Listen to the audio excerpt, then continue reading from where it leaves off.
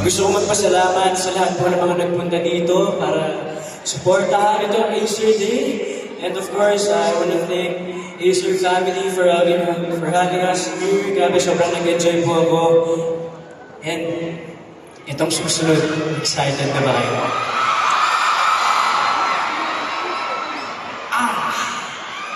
Pinaka-pogi!